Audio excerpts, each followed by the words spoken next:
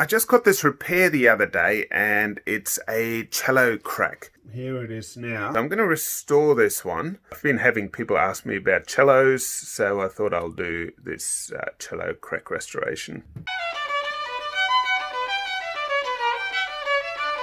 So time to take these clamps off. Just a fairly quick operation, nothing special about it. And then I've actually got a bit of work to do. I've got 2 rehairs to do and I think a bridge and a couple of things, and then later in the day I'm going to clean all the glue off. Okay.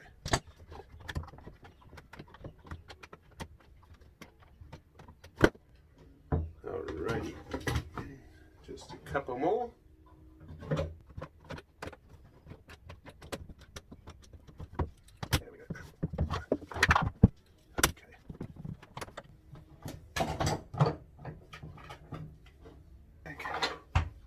That looks like it's come together nicely. So what I do when I tap here, I listen out for like a little bit of a buzzing noise, and that would tell me that you know, that spot may not have glued properly, but it looks like it's come together really nicely. So my next step's going to be to just clean the rest of the glue off around the outside. So I have to soak it for a little bit, but also I'm going to fill this crack with varnish, like a clear varnish, and then I can do a bit of retouching, bit of polishing. I'm actually just going to very quickly just clean over this, get rid of some of the old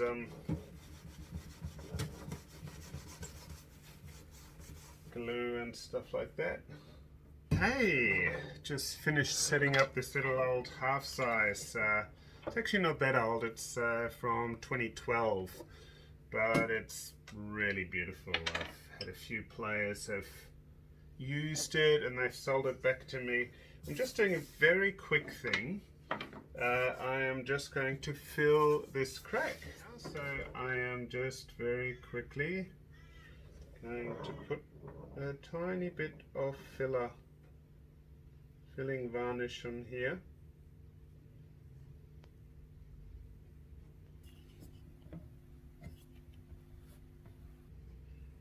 The goal is to make the crack invisible, so the varnish, it always leaves a tiny,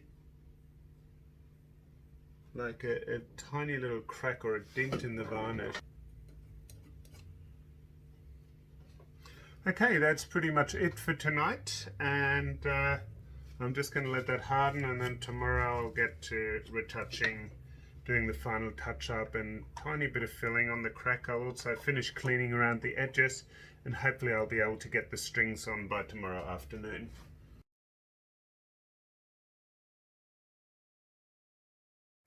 Alright, all I've got to do now for today, just put a bit of varnish on here. Yeah. So I'm putting a bit of clear varnish down, and then I'll get my color varnish sorted. So I've got to mix a color that matches. Okay,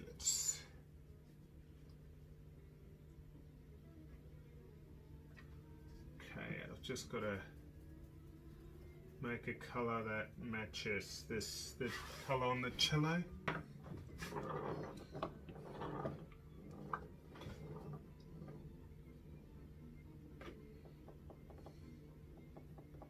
I'll need a really fine brush because the areas that I'm retouching are super fine. There's very little to retouch.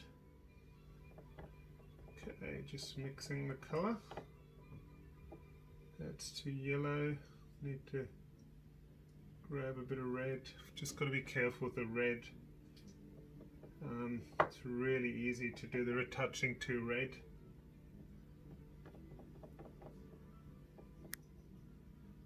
There we go. Now, that's a really good color now.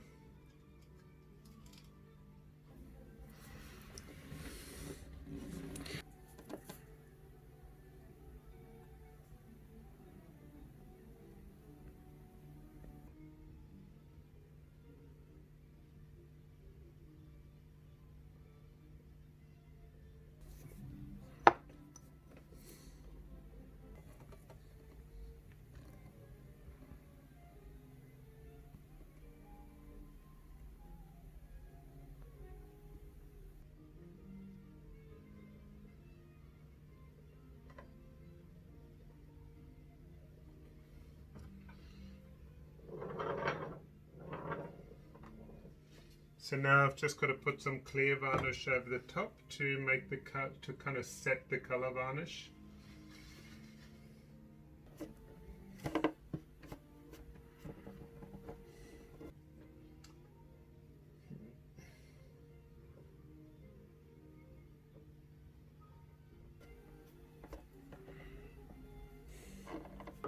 Okay, that's about it for today. I'm going to leave this dry overnight and okay, it's morning. I've had my coffee. Now the instrument, I've done some of the retouching. I actually put a bit of extra varnish onto this crack. So there's now a few layers of varnish, so it's actually ready to polish. So I'm gonna just very lightly sand the area and then polish, and then we'll see how it all turns out. And yeah, once it's polished, I can actually put the strings on the cello again. The thing you hear rolling around is the sound plates, by the way. Lovely. Okay. So I have to be very careful when I sand that it's very light, because if I sand too hard, it'll literally sand the retouching and some of the varnish off. There's this lovely smell.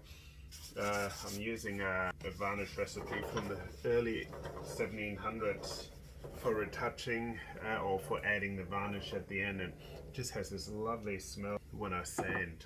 It's just coming up. It's beautiful. It's quite amazing actually. It's a spirit varnish, but it has the qualities of an oil varnish, and it was invented in the early 1700s.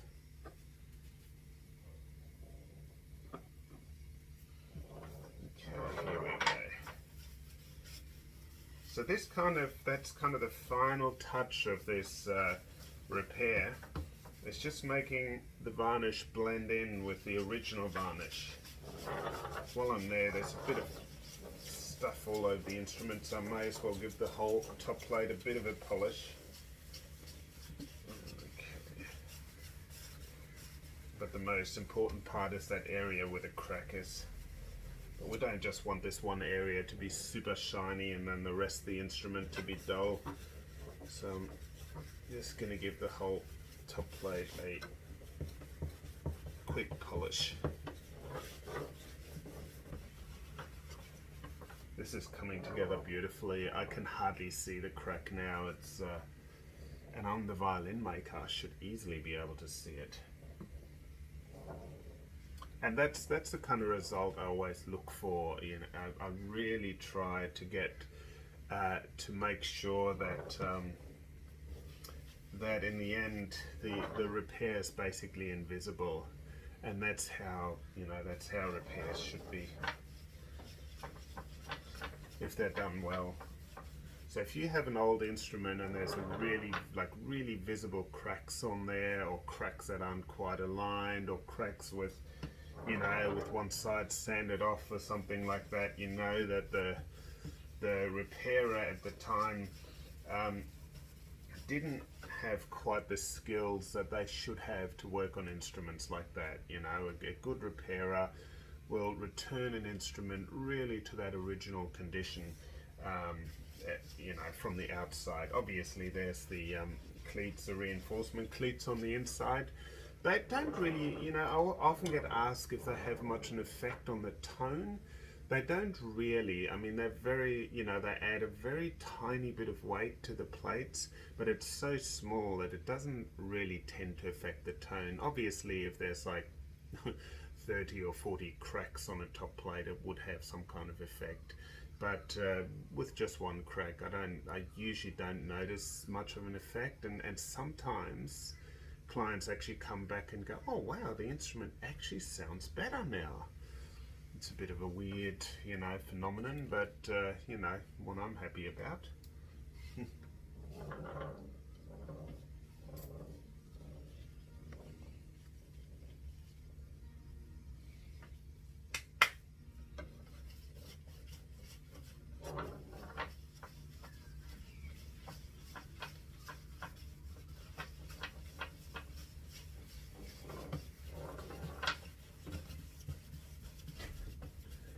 So, hi Coralie.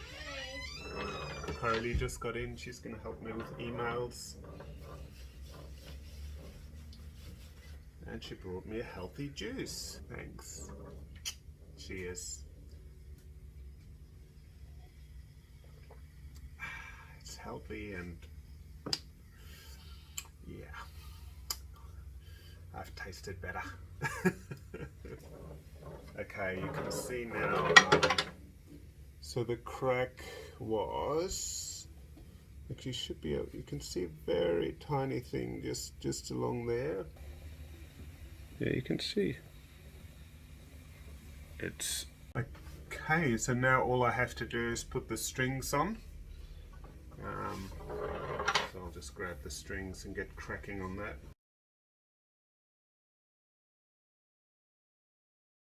Excuse me, could you? Hang on, sorry. What is, yes?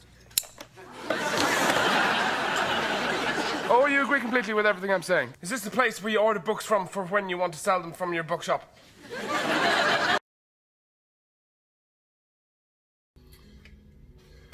Alrighty, so I had hoped to get this cello finished this morning, but things just got really busy. I had a few clients, and so before I knew it, it was evening. So, but I can now put the strings on the instrument, so that's exciting.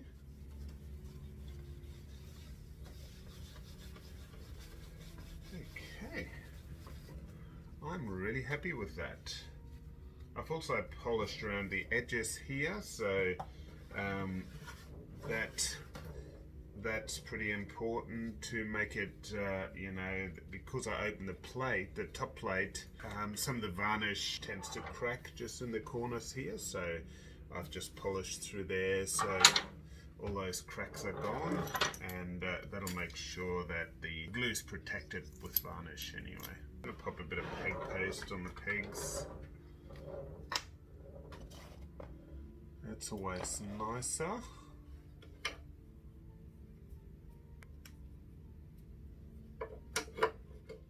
Okay, I always start with the C string.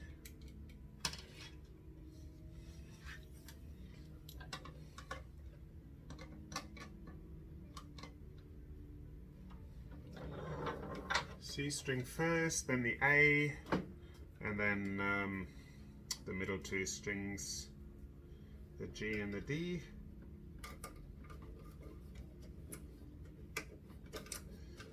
Okay.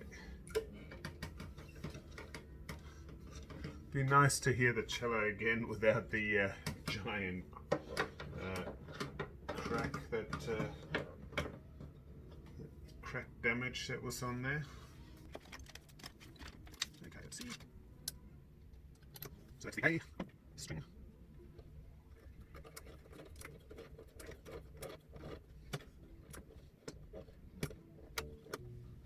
Wow. The strings are quite low. Let's see. Interesting combination of strings. I'm fairly careful when I wind on the strings at the scroll. I'm always very careful to make sure that the strings are nice and neatly wound against the peg box wall, and that's the peg box, the wall that's closest to the handle part of the peg. Just the D left to go. And then I've got to get the sound post out of the instrument and stand it up. Probably would have been really smart to take the sound post out when I glued it shut, but I just didn't want to lose it, so now I have to fish it out through the F-hole. It's all good though. That's why I'm a violin maker.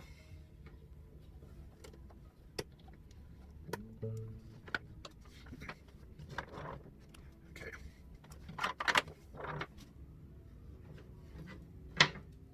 So I'm just working on getting the sound post out.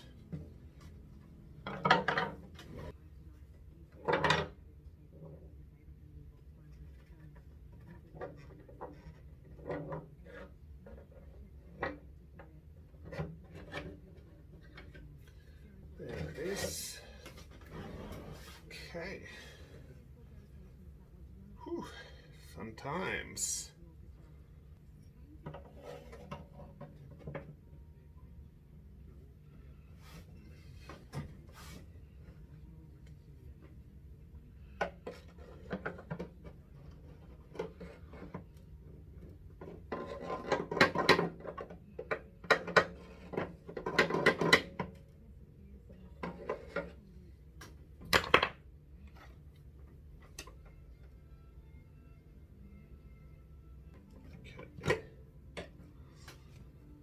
Now, just got to move the soundpost to the right place, and then I can just try the instrument, see how it sounds.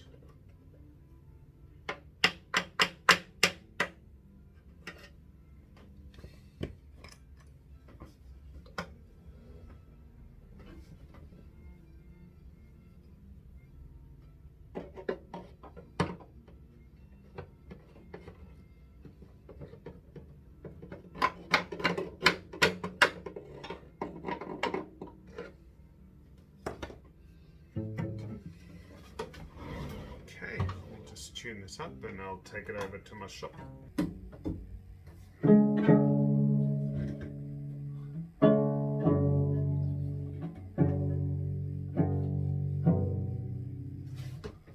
Okay.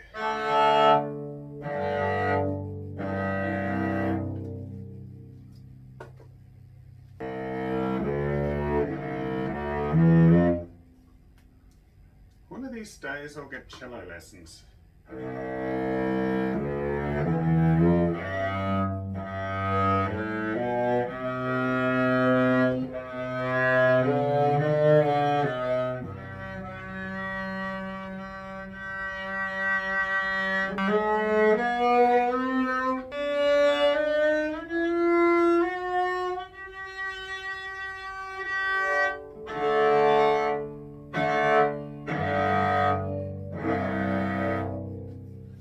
Excellent. Okay, so what I'm going to do, the cello's finished now. I'm happy with the crack repair. It's sounding fairly good. So I'm just going to do some extra sound adjustments before the client comes. But I'm super happy with it. The crack is gone. I mean, it was a very, really gaping crack originally. But that's all gone. So the crack was just along here, and it's literally impossible to see that there was a crack, and that's exactly what I'm going for. So it's important to me, obviously, that it's repaired well, that it's closed and will last for 100 to 200 years, but then also that you can't see much, because it's not nice having really obvious cracks on instruments. So I'm really happy with it, and I'm looking forward to when the client comes and picks up the instrument. Anyway, if you thought that was interesting, press like, click on the subscribe button down here and the little bell next to it, because that way you'll find out every time I post another video. And thanks for watching. See you next time.